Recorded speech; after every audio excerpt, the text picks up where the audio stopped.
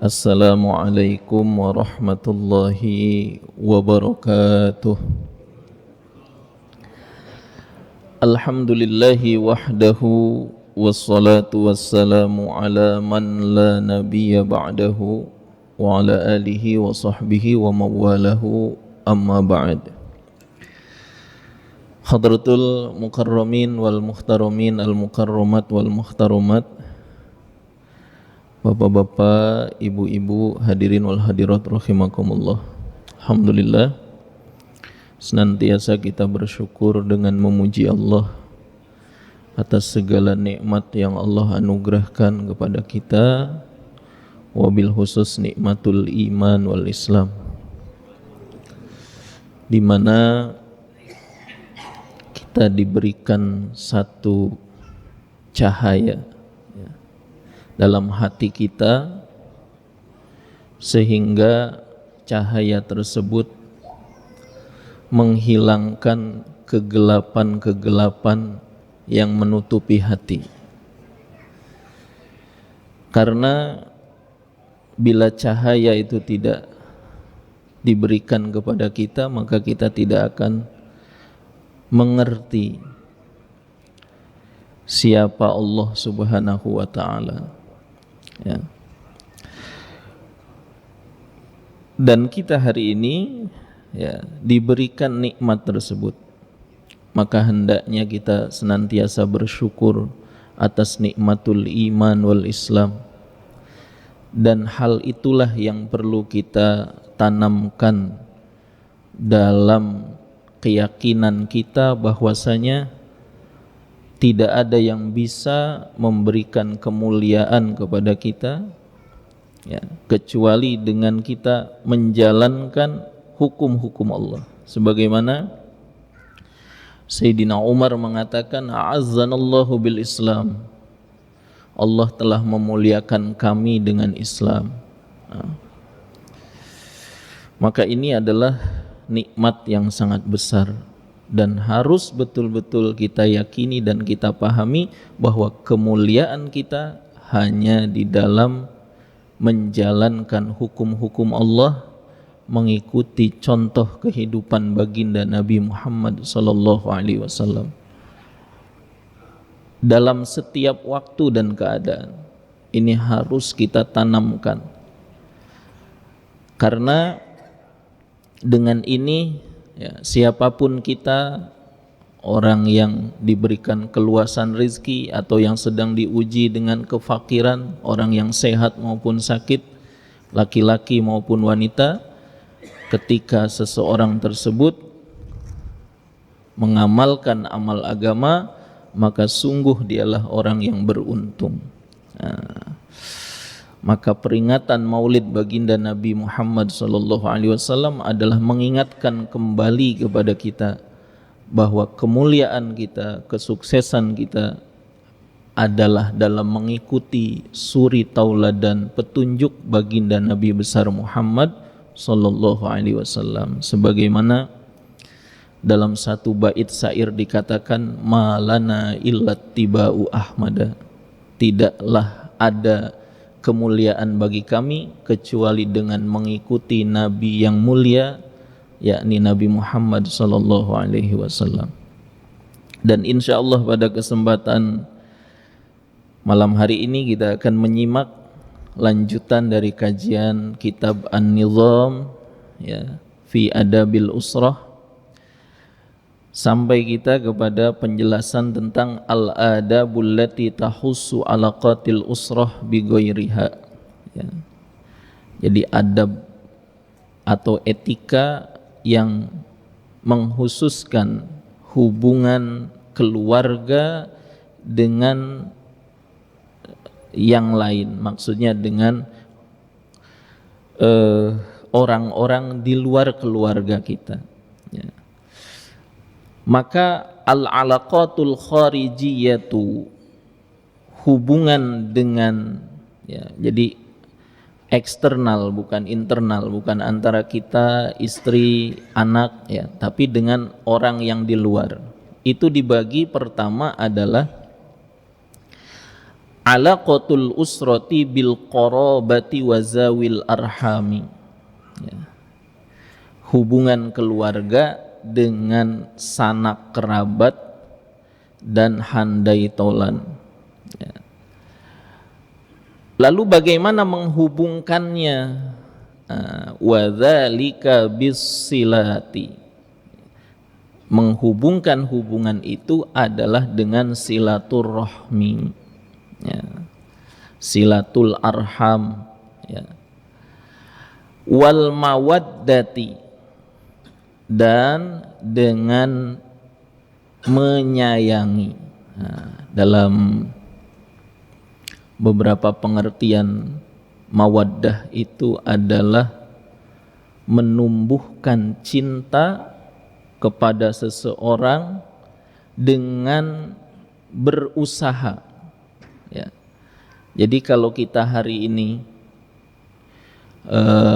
punya cita-cita agar keluarga kita itu dikaruniai sakinah, mawaddah, rahmah, kasih sayang, maka mawaddah itu akan tumbuh apabila diusahakan, ya.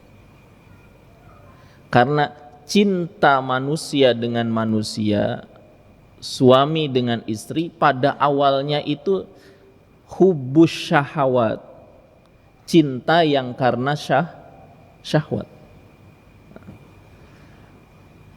Karena melihat wajahnya yang cantik, wajahnya yang tampan, timbul syahwat, timbul keinginan untuk menghalalkan, gitu. Nah, ketika sudah halal, mulai kemudian melihat kekurangan masing-masing. Ya, suami tahu kekurangan istri, istri tahu kekurangan suami. Nah, kalau kecintaan yang sesungguhnya tidak dirawat, maka tidak akan ada mawaddah. Yang ada adalah al-baghdha, saling membenci. Maka bagaimana menimbulkan mawaddah? Harus ada usaha. Di antaranya suami memberikan hadiah kepada istri, begitu juga istri. Kemudian, ya, satu dan yang lainnya saling bantu membantu dalam kebaikan, maka nanti akan tumbuh mawaddah, ya. Karena mawaddah tidak datang begitu saja, tapi dengan usaha. Nah, begitu juga kita dengan kerabat-kerabat kita. Kebanyakan terkadang yang terjadi di keluarga besar, ya, maksudnya di dalam kerabat dan lain sebagainya, itu kadang malah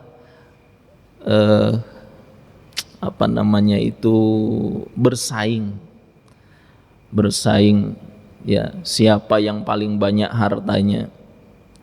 Kemudian kalau punya kerabat yang miskin, jangankan, ya, dibantu, ditengok saja tidak, karena merasa ya, saingan, gitu kan. Nah, supaya timbul hubungan tadi yang baik dengan kerabat itu adalah menumbuhkan kasih sayang. Bagaimana? Silaturahim, dan ketika silaturahim berusaha untuk ta'awun, menolong. Mungkin ada kerabat kita yang sedang dalam kesulitan, kita ada kemudahan, kita bantu. Maka, ya, tahadau tahabu, saling memberilah hadiah, maka kalian akan saling mencintai. Ya. Dan itu dilakukan oleh para sahabat dengan sahabat yang lain, itu begitu, ya. Sahabat Abu Darda dengan sahabat Salman Al-Farisi, ya, itu saling mendoakan, saling memberi hadiah, saling membantu. Begitu juga generasi-generasi selanjutnya, ya. Allah satu dengan yang lain untuk menanamkan mahabbah, menanamkan cinta. Mereka saling memperhatikan satu dengan yang lain, walaupun satu dengan yang lain itu berbeda pendapat. Berbeda dengan kita hari ini ketika kita berbeda pandangan, berbeda pendapat tentang suatu yang sifatnya adalah ijtihad, maka akan menjadi penghalang kita untuk saling bertegur sapa, saling memberi, saling tolong menolong. Ya. Dulu ada namanya di zaman tabi'in itu Imam Lais. Ya. Imam Lais itu ya, beliau salah satu guru Imam Asy-Syafi'i. Hidup di zaman Imam Malik. Ya. Jadi salah satu imam yang punya pendapat ijtihad, ya, cuma memang tidak dibukukan dan tidak lestari sampai sekarang. Yang lestari hanya 4. Imam Malik, ya, pertama Imam Abu Hanifah, Imam Malik, Imam Asy-Syafi'i, dan Imam Ahmad bin Hambal. Pada kenyataannya di waktu itu lebih dari 12 mazhab dalam pemikiran fikih. Ya. Ada Imam Lais bin Sa'ad di Mesir. Ada Imam Malik, ya. Di mana? Di Madinah. Ya. Kemudian ada Imam Asy-Syafi'i, ya. Beliau dari Palestina ke Makkah, ya, kemudian ke Baghdad, kemudian ke Mesir. Ada Imam Ahmad bin Hambal. Ceritanya Imam Lais itu ya punya pemikiran ijtihad di dalam ilmu fikih berbeda dengan Imam Malik. Tetapi ya Imam Lais enggak malu untuk duduk di majelisnya Imam Malik. Kalau kita kan kadang beda, ya. Berbeda pendapat, sudah itu kelompoknya fulan, itu kelompoknya fulan. Enggak bisa saya duduk di situ. Di masa itu Imam Lais hadir di majelisnya Imam Malik. Maka Imam Malik setelah selesai memberikan pelajaran, beliau menyampaikan pertanyaan. Maka tidak ada satupun yang bisa menjawab. Akhirnya ada satu orang berdiri, "Wahai Imam, saya akan menjawab." "Iya, silahkan." Maka dia jawab, benar jawabannya. Maka Imam Malik ini heran, ini enggak mungkin orang biasa. Dan dia berpikir, tidak ada orang yang setara kealimannya dengan saya kecuali Imam Lais. Maka setelah diteliti dari jauh, "Bukankah kamu Lais?" "Iya Imam, saya betul, saya Lais." "Oh ya." Akhirnya bertemu di depan majelis, kemudian berpelukan, ya, bersalaman. Dan Imam Lais itu orang kaya raya. Ya. Nah, di sini kita bisa mengambil contoh. Jadi orang-orang dahulu kalau diberikan kekayaan oleh Allah, kekayaannya manfaat. Ulama kaya.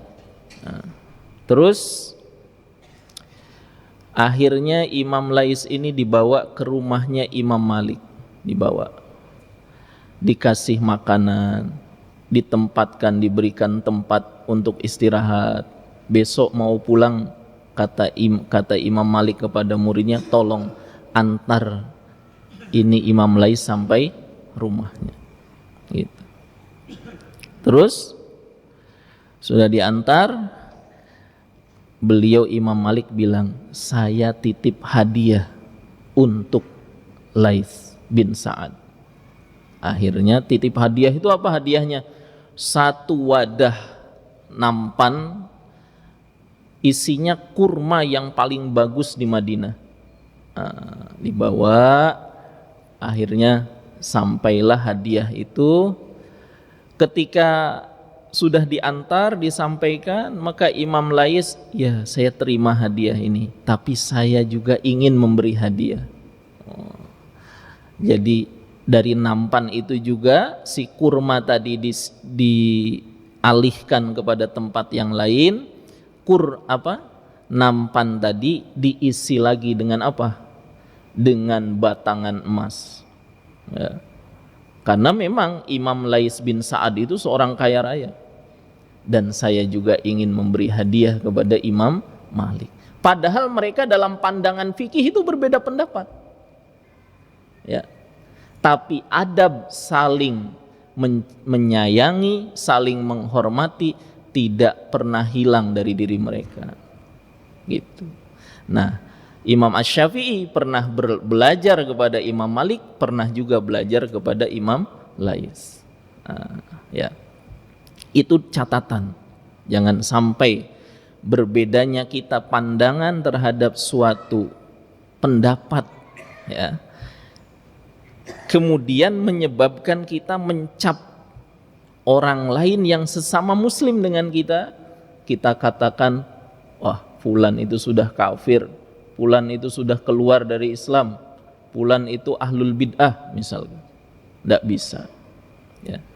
Apalagi orang tersebut orang yang menjaga sholat, dia beramal soleh, cuma karena berbeda dalam furu'iyah. Yang satu sholat subuhnya pakai kunut, yang satu tidak pakai kunut misalkan. Yang satu kalau habis sholat zikirnya agak keras, yang satu zikirnya agak pelan, ya, dan lain sebagainya. Maka ini harus disuarakan, ya.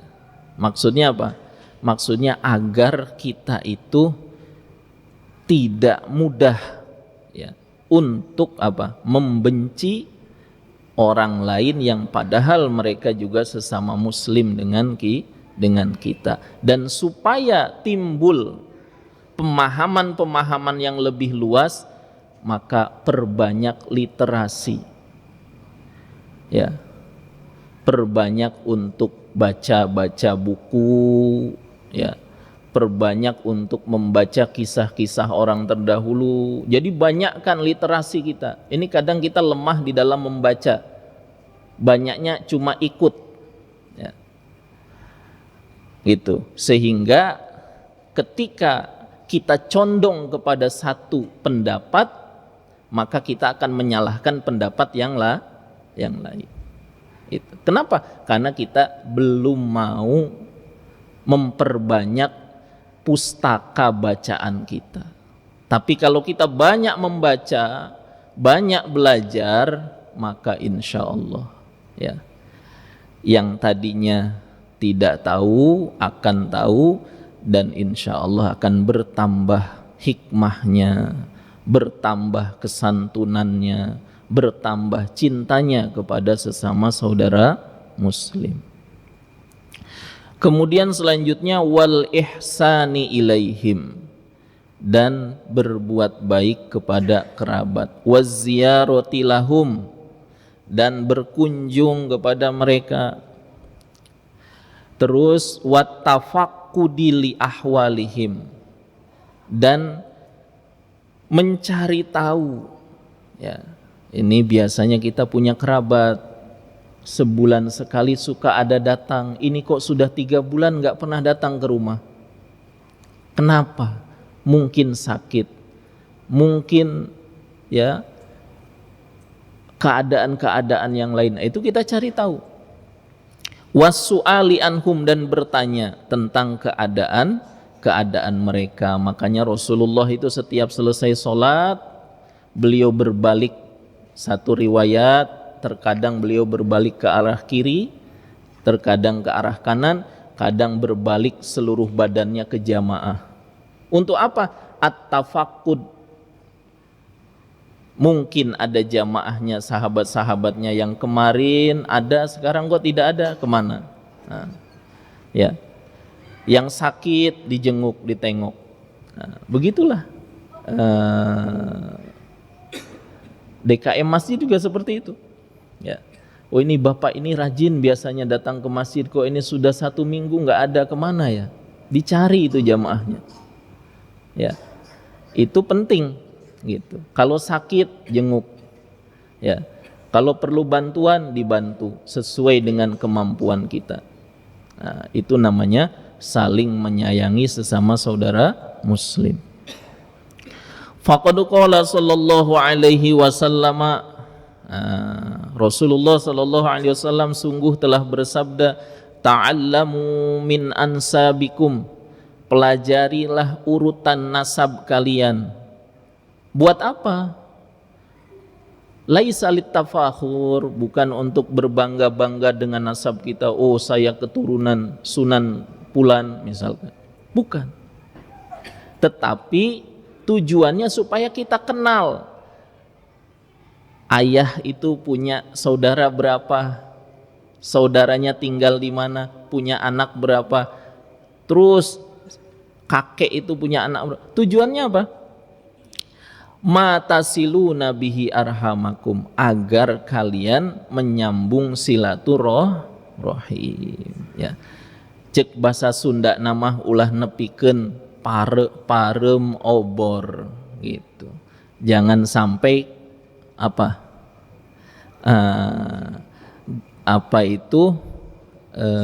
padam obornya. Maksudnya kita nggak tahu akhirnya saudara, padahal saudara, tapi nggak tahu kalau itu saudara kita, kerabat kita. Sehingga memberi kebaikan kepada saudara, kepada kerabat disebutkan waqala as-shadaqatu 'alal miskini shadaqah. Sedekah kepada orang miskin itu adalah sedekah.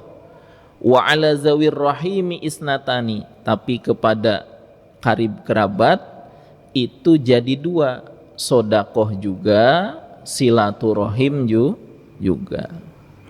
Rawahu An-Nasai, diriwayatkan oleh Imam An-Nasai. Nah, yang kedua, alaqatul usrati bil khadimi, hubungan keluarga dengan pelayan, ART, asisten rumah tangga. Kenapa? Ya. Bolehkah kita misalkan memiliki, ya tadi ART? Boleh, karena mungkin itu adalah bagian tanggung jawab kita agar urusan, ya, yang harus dilakukan, maksudnya yang menjadi tanggung jawab, ya, mencuci pakaian dan lain sebagainya. Ya, karena itu kan bukan kewajiban istri, ya. Maka supaya istri tidak repot, ada ART. Nah, terus bagaimana bersikap baik kepada mereka? Bil ihsani warrifqi, berlaku baik dan santun, ya. Wa tarkit takabburi alaihim, meninggalkan kesombongan ke atas mereka, tidak bersikap angkuh, ya. Kamu kalau nggak kerja di saya, nggak makan kamu, misalkan. Salah sedikit dimarahi, ya. Masak misalkan makanannya kurang asin, dimarahi, itu bahaya, ya. Awistik zarihim, atau mencela mereka. Tuh. Wa qad qala sallallahu alaihi wasallam musiyan bihim, dan Rasulullah sallallahu alaihi wasallam bersabda memberi wasiat, ya, kepada mereka, huwa ikhwanukum ja'alahumullahu ta'ala tahta aidikum. Jadi pelayan atau bahasa sekarang itu ART adalah saudara kalian yang Allah jadikan di bawah, ya, kendali kalian. Maka fa'at imuhum mimma ta'kuluna, berikanlah mereka makan dengan apa yang kalian makan, ya. Kita hari ini makan daging, maka pelayan atau ART juga sama. Waqsuhum mimma talbisun, begitu juga berikanlah pakaian mereka dengan apa yang biasa kalian pakai, maksudnya kualitasnya sama. Wala tukallifuhum ma la yutiqun, jangan engkau memberatkan mereka dengan sesuatu yang mereka tidak mampu. Ya, itu. Kemudian yang ketiga, alaqatul usrati bil jari, hubungan keluarga dengan tetangga. Pertama dengan kerabat, kedua dengan pelayan, ketiga dengan tetangga. Bagaimana? Wadzalika bi ikramihi wal ihsani ilaih, memuliakan tetangga dan berbuat baik kepada mereka. Wabil ula, yang terutama adalah tarku aziyatihi wasibabihi wal waqi'ati bihi, jangan menyakiti dan mencelanya dan memusuhinya, gitu. Wa qad qala sallallahu alaihi wasallam, dan baginda Nabi sallallahu alaihi wasallam bersabda, la yu'minu ahadukum hatta ya'manu jaruhu bawa'iqahu. Ya. Tidaklah beriman, maksudnya tidak sempurna iman salah seorang di antara kalian sehingga tetangganya merasa aman dari keburukannya. Dalam hadis yang lain, man kana yu'minu billahi wal yaumil akhir falyukrim jarahu, barang siapa yang beriman kepada Allah dan hari akhir, hendaklah ia memuliakan tetangganya. Ya. Dan yang keempat, ada buddukhuli ala buyutin nas, tata krama etika masuk ke rumah orang lain. Fa adabul islami fi dzalika ayyabda'a awalan bil isti'dzani salasa marratin, hendaklah memulai pertama dengan meminta izin 3 kali. Nah, jadi kalau kita bertamu kepada orang lain, ya, maka meminta izin 3 kali, ya, karena li'annahum fil marratil ula yastansituna, karena pada yang pertama ketika kita ketuk pintu, ya, assalamualaikum, maka biasanya orang di rumah itu diam. Nah, kemudian wa fisaniyati yastaslihun, kemudian pada yang ketiga mereka lihat siapa, pada yang kedua, ketukan yang kedua, orang yang di dalam akan lihat siapa yang datang, akan dipilah, ya. Ini siapa yang datang, gitu. Karena tuan rumah punya hak untuk tidak menerima tamu, gitu. Ketika dia lihat, oh ini orang yang kemarin berhutang tapi belum bayar, gitu misalkan, ya. Nah terus kalau diterima nanti jangan-jangan mau hutang lagi, misalkan. Nah, maka wafis salisati ya'zanun. Nah yang ketiga, mereka punya hak untuk mengizinkan au yaruddun, atau tidak mengizinkan. Wa yakunu dzalika bitaslim, dan itu semua dengan mengucapkan salam. Sebagaimana firman Allah, ya ayyuhalladzina amanu la tadkhulu buyutan ghairu buyutikum hatta tasta'nisu wa tusallimu ala ahliha. Wahai orang-orang beriman, janganlah kalian memasuki rumah-rumah selain rumah kalian sehingga kalian meminta izin dan mengucapkan salam kepada penghuninya. Fa idza sta'dzana, ketika mereka memberikan izin, wa sallama, ketika engkau meminta izin dan mengucapkan salam salasa marrat 3 kali, summa lam yu'zan lahu, kemudian tidak diizinkan untuk masuk, maknanya tidak ada jawaban, fal yarji, maka hendaklah kembali, ya. Dan termasuk adab meminta izin itu alla yaqifa fi muwajihatil bab, jangan berdiri pas di arah pintu, di depan pintu.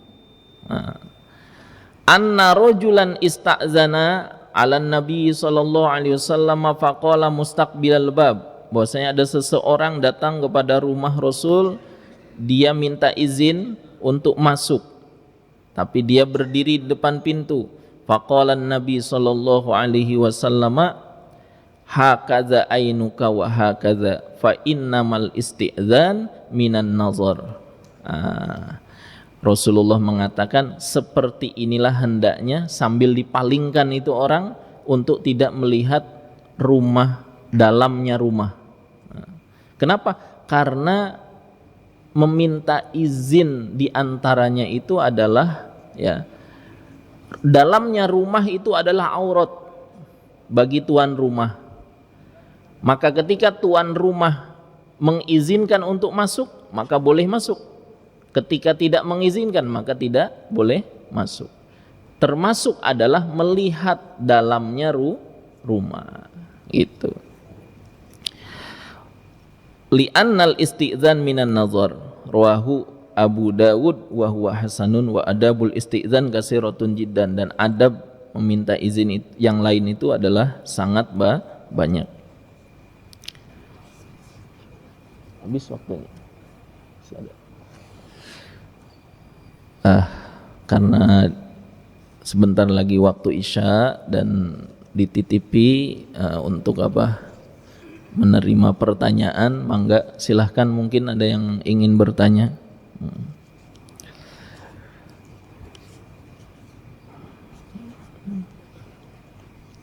Ada? Nggak ada? Ya, Pak Haji.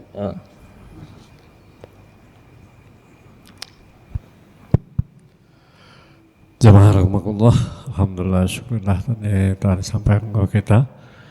Mungkin dari penyampaian ada yang mau tanyakan, maka masih ada waktu. Apa? Ada satu.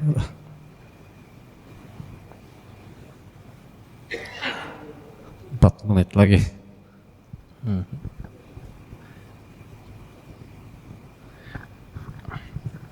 Assalamualaikum warahmatullahi wabarakatuh. Waalaikumsalam warahmatullahi wabarakatuh. Mau bertanya Ustaz.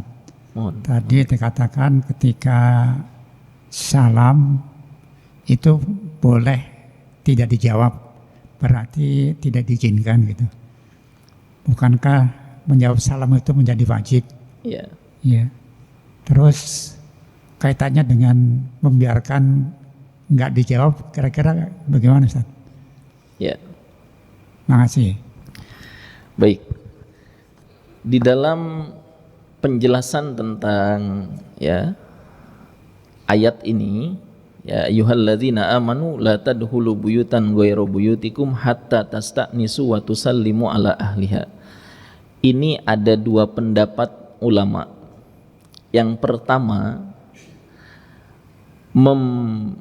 meminta izin dengan mengucap salam. Adapun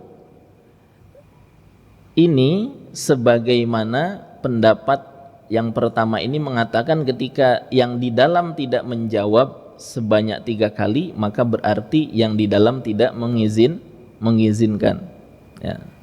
Maka ini termasuk tentang bab bolehnya alasan tidak menjawab salam, gitu.